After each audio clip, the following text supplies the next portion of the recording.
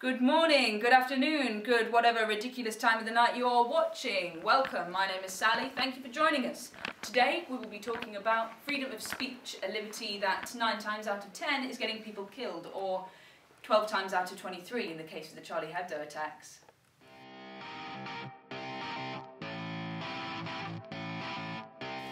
Yes, in the aftermath of the Paris attacks, thousands of Britons gathered outside David Cameron's house, where some were holding signs emblazoned with Charlie and the Abuse Factory, which is rather ironic given that the people opposing free speech would like nothing more than an everlasting gobstopper. The company that distributes Charlie Hebdo in the UK refused to comment on whether or not they refused to comment when asked for the customers' names by the police. The lovely police force in Wiltshire, however, did comment, but we here at The View refused to comment on whether or not their comment was just a no comment. One group of people who certainly can't comment are the North Koreans, who probably wish they were in Wiltshire. Or Hollywood, for that matter. That's why it's been fitting that everyone's favourite bros, Seth Rogen and James Frank Bro, have teamed up with Korea's eternal bro, Kim Jong-un, in The Interview. Critics and Kim Jong-un alike have slammed the film on Rotten Tomatoes, where its rating is currently as fresh as Kim Jong-un's forward-thinking and innovative policies. But now back to free speech's favourite nemesis, terrorism! Attacking a cafe, the alleged terrorist is 22-year-old student and conveniently Muslim-sounding Omar Abdel Hamid al-Hussein. His motivation was apparently nothing to do with the hatred of the Danishes in the cafe, but more to do with the free speech debate that was hosted there.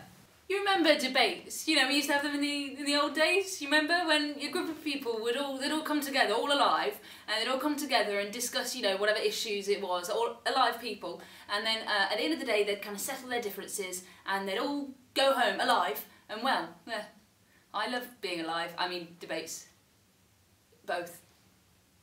Although the media prefers locking us in a vacuum containing only the words Islam and free speech, maybe it's wise to think about this more like another incident involving a very disturbed man and his unfortunate victims, one of whom was providing security for a bar mitzvah.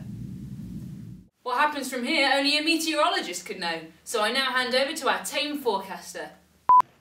Welcome to the forecast. Here our dedicated team of researchers have compiled a blow-by-blow account of what to expect in the coming weeks. Danish authorities are under increasing pressure to tighten up their lax anti-terror laws. It is likely that much as Britain raised its terror level from substantial to severe, Denmark will raise its terror level from nothing to almost nothing. This will obviously result in a total collapse of the Danish political system, and the resulting rioting and chaos will only be resolved through a total return to the last great moment in Danish history. Yes, the Viking era. A new Danish king will be selected through a process of arena combat and witch trials. At this point, Denmark will enter a new era of prosperity through colonial expeditions into England, Spain and Antarctica, just for the fun, you know? And hey, I bet you thought ISIS were pretty bad, right? Well, forget about them. Denmark will proudly destroy ISIS, and with violent fundamentalism stamped out in the Middle East, a new era of peace will dawn across the world. Except for, you know, all that raping and pillaging, but all's well that ends well. You win some, you lose some, right? This will continue until a young Dane named Arthur will draw a magical sword from a stone and lay claim to the British throne. At this point, Her Majesty the Queen, with her obviously supreme athleticism, will destroy Arthur, destroy the Vikings, and reign forever after. God save the Queen! Expect rain on Tuesday. Another story is that of men and women, which is quite broad, so let me explain.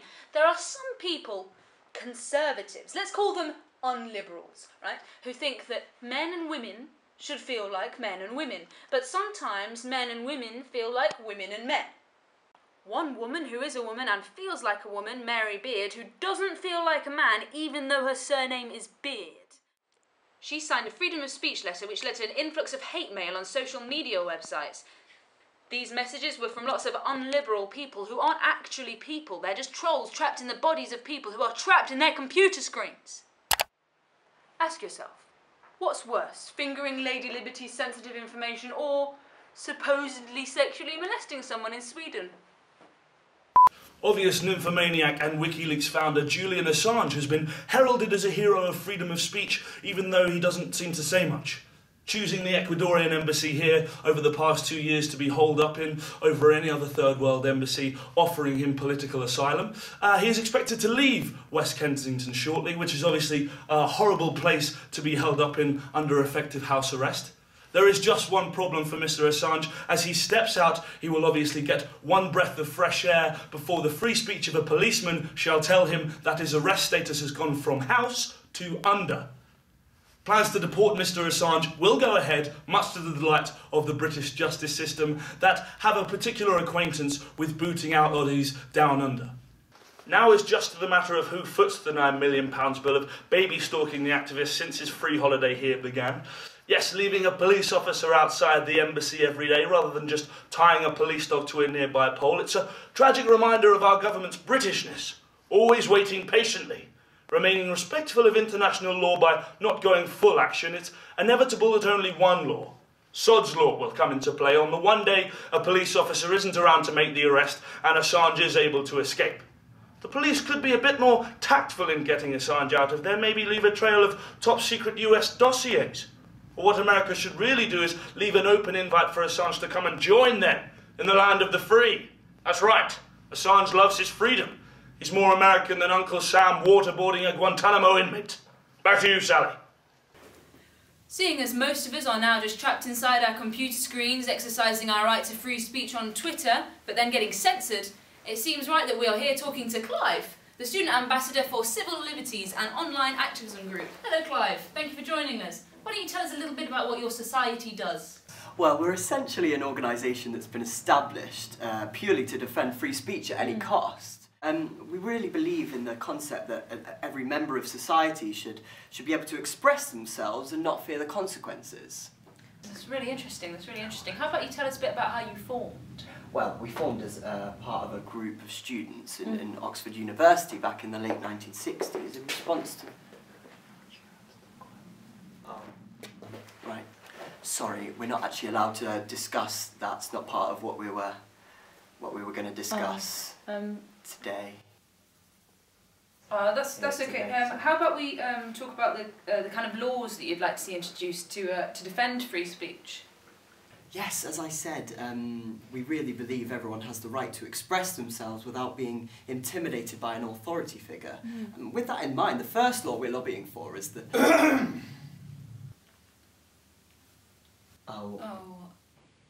I guess you're not allowed to talk about that either then. Yeah, I'm afraid I guess not. I'm not really sure what we should talk about then.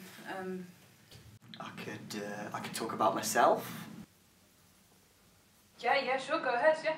Okay, well, I'll tell you about my favourite food. Just last night I went to this superb restaurant. Oh, sorry. We're not allowed to talk about that either. Yeah, sponsorship. Oh. Right. Yeah, so.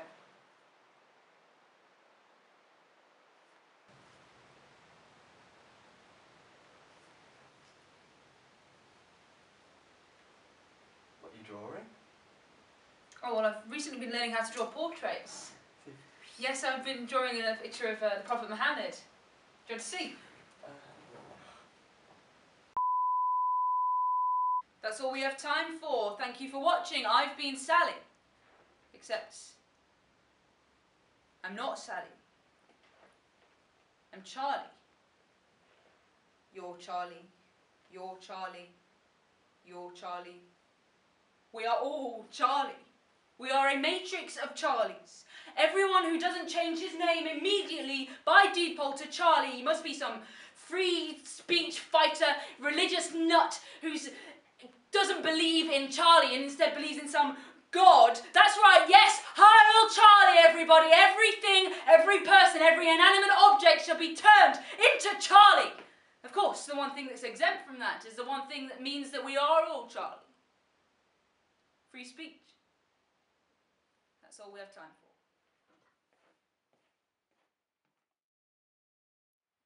We can't breathe through our teeth. I'm very peeved about the restriction of my freedom of speech. We don't want to be meek when we appear on the TV. This is hurting me. Not being able to speak is so 2014. We might as well not eat cream. Forget the American dream. Capitalism. ISIS are straight up mean.